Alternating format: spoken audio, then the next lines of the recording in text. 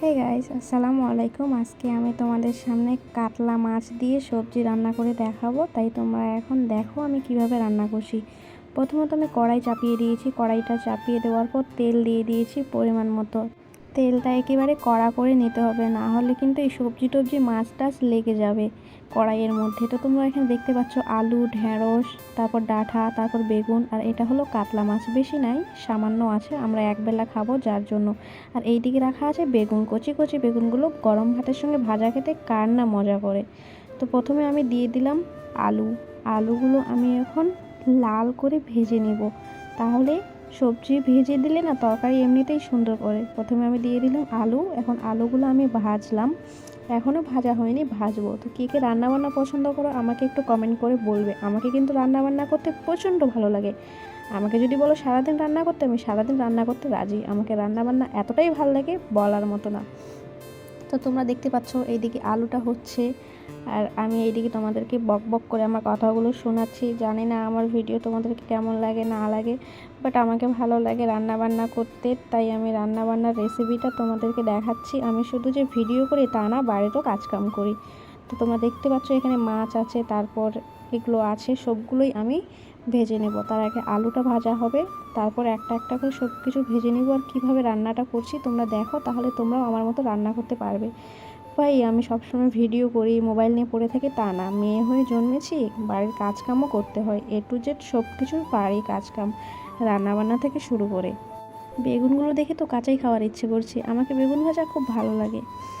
তো এখনও আমার আলুটা হচ্ছে না, আর আলুটা হয়ে আসলে আমি তোমাদেরকে দেখাবো কিভাবে কি করছি না করছি। তো প্রায় আমার আলু হয়ে আসছে, এখন আমি আলুটা ছেঁকে নেব, ছেঁকে রেখে দিব। তোমরা দেখতে পাচ্ছ আলুটার কালারটা খুব মিষ্টি আসছে, একদম লাল লাল হয়ে আসছে। আমি এখন আলুগুলো ধীরে ধীরে নামিয়ে এক সাইডে রাখবো, কেননা আরও সব সবজিগুলো ভাজতে হবে, যার কারণে আমি এক এক করে সব কিছু ভেজে নিব, নিয়ে তারপর দেখাবো যে কিভাবে কি করছি। তোমরা একবার হলো বাড়িতে ট্রাই করবে, খুব টেস্টি হবে খাবারটা। এখন আমি নিয়ে নিলাম ঢেঁড়স। ঢেঁড়সগুলো দিয়ে দিলাম তেলের মধ্যে। ঢেঁড়সগুলো হালকা করে ভেজে নিতে হবে, বেশি ভাজলে না একদম মানে স্যাম কাটটা হয়ে যাবে বুড়ি মানুষের গালের মতন। এই জন্য হালকা করে ভেজে নিতে হয়। আর মাছের তরকারিতে ঢেঁড়স দিলে ভাই আমাকে ভালো লাগে, ঝোলটাও গাঢ়া গাঢ়া হয়। আর আমার একটা অভ্যাস খুব খারাপ, আমি রান্না করতে করতে গ্যাসটাই 14বার মুছে ফেলি, কেননা গ্যাসের মধ্যে যদি এইসব পড়ে থাকে বা তেল তেল জমে থাকে আমার কেন ভালো লাগে না, নোংরা নোংরা লাগে। আর পরে এগুলো পরিষ্কার করতে সমস্যা হয়, তাই সাথে সাথে কোনো কিছু পড়লে আমি সাথে সাথে মুছে নেই। মানে যতবার আমি মুখটা মুছি না ততবার আমি গ্যাসটা মুছি। আমার প্রায় ঢেঁড়সগুলো হয়ে আসছে, তোমরা দেখতেই পাচ্ছ। 2বার কিন্তু আমার মোছা হয়ে গেল। আমি কতবার গ্যাসটা মুছতেছি তোমরা একটু নোট করিও, আর আমাকে কমেন্ট করে বলিও। প্রায় আমার ঢেঁড়সগুলো হয়ে আসছে, আমি এখন ঢেঁড়সগুলো ছেঁকে নিলাম। ছেঁকে নিয়ে সেগুলো এক সাইডে রেখে দিব। তোমরা দেখছো এখন আমি দিয়ে দিলাম ডাঁটা। আমার আব্বু ছোট থেকেই আমি শুনেছি, আমার আব্বু যারা যারা বড় বড় গুরুজন আছে তারা বলে যে 80 মণ খুঁড়িয়ে খেলেও নাকি এক ফোঁটা রক্ত হয় না। বাট ডাঁটাটা আমাকে ভালো লাগে, কিন্তু সাদার থেকে লালটা বেশি ভালো লাগে। ওটা মানে সর্ষা দিয়ে রান্না করলে জাস্ট ওয়াও লাগে। রক্ত হোক আর না হোক, সব সবজিতে যে রক্ত হবে তার কোনো মানে হয় না। জানি না কথাটা সত্য না মিথ্যা, বাট বলে সবাই 80 মণ খুঁড়িয়ে খেলেও নাকি এক ফোঁটাও রক্ত হয় না। তোমরা দেখতে পেলে দ্বিতীয়বার গ্যাস আমার মোছা হয়ে গেল। প্রায় 3বার আমি গ্যাস মুছে ফেললাম। তো আমি সবগুলো সাইড করে দিচ্ছি, কেননা আমাকে এইসব মানে একদিক থেকে সাইড করে রাখাটাই ভালো লাগে, আমাকে নোংরামও ভালো লাগে না। তাই আমি এক সাইডে করে নিলাম, আর কিছুটা জায়গা রেখে দিলাম সাইডে এই ডাঁটাগুলো রাখার জন্য। তো আজকের রেসিপিটার নাম যে কি, নাম হলো কাতলা মাছ দিয়ে আমি সবজি রান্না করছি। মাছটা ঝোল করব, তোমরা দেখো আর আমার সাথে থাকো। কে কে আমার রান্না খেতে চাও আমাকে তোমাদের বাড়িতে নিয়ে যাবে ইনভাইট করে। ভাই মোর বাড়িতে নেই তোমাকে খিলবা পারবে না, এই জন্য মুই কচ যে তোরা রান্না বান্না করবেন যেদিন মোক নিয়ে যাবেন, মুই যাই তোমাকে রান্না বান্না করে দিম, খাম দাম, এবং ওই টিফিনও তো বান্ধে নিয়ে আসিম মোর বাড়ির লোকগুলোর জন্যে। তো প্রায় ডাঁটাগুলো হয়ে আসছে, তোমরা দেখতে পাচ্ছ। এখন আমি এই ডাঁটাগুলো হালকা করে ছেঁকে নেব, যেন তেলটা না ওঠে। ভাই আমাদের বাড়িতে না প্রচণ্ড পরিমাণে তেল খায়, যার কারণে আমার শরীরটা এরকম। আমার আম্মুর শ্যুট করে, সবারই শ্যুট করে, বাট আমারই শ্যুট করে না, এত তেল বলে বোঝাতে পারবো না। প্রায় আমার ডাঁটাগুলো হয়ে আসছে, আমি এখন ডাঁটাগুলো ছেঁকে নিলাম তেল থেকে। সব কিছু একদিকে সাইডে রেখে দিয়েছি, মানে রাখছি, এখনও রাখা হয়নি। মানে লাস্টের বেলা একটা মিস্টেক হয়ে গেছে, সেটা আমি তোমাদেরকে বলবো। আমি কোথায় একটা ভুল করেছি সেটা আমি তোমাদেরকে বলবো।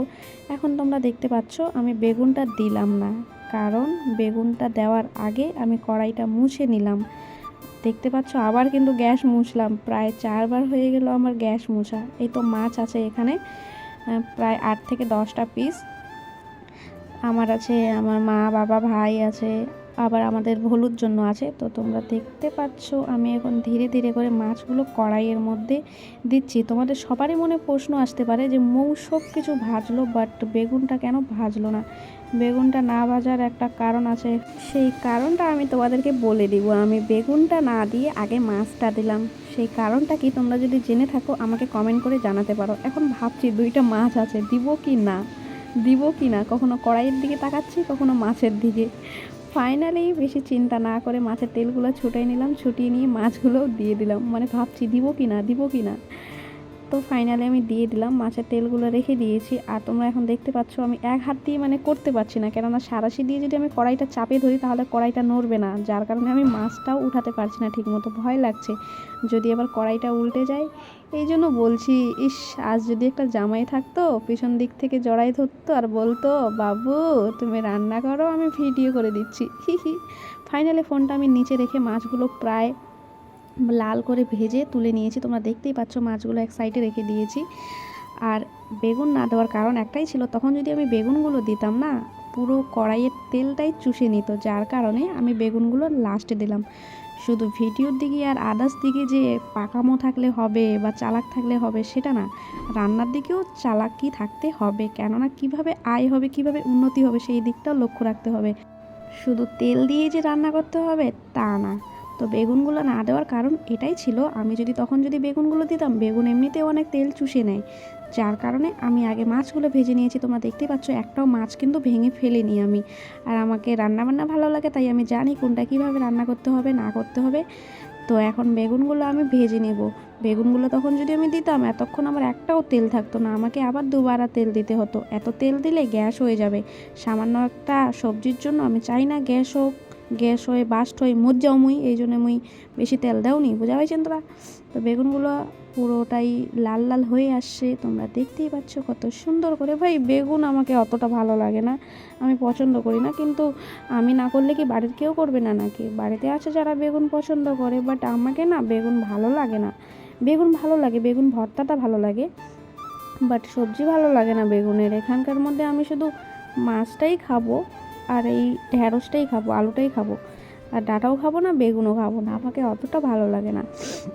তো প্রায় আমার বেগুনগুলো হয়ে আসছে, এখন আমি বেগুনগুলো ঠিকমতো সিধা সাদা করে দিচ্ছি।